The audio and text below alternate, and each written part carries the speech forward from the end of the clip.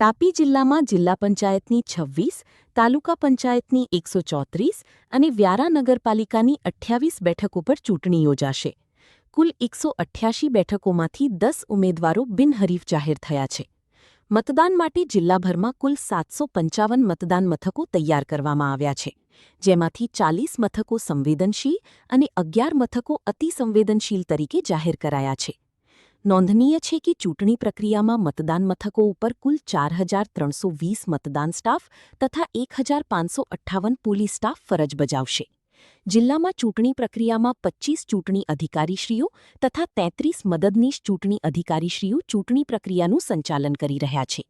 જિલ્લામાં કુલ 131 ઝોનલ ઓફિસરની નિમણૂક કરવામાં આવી છે.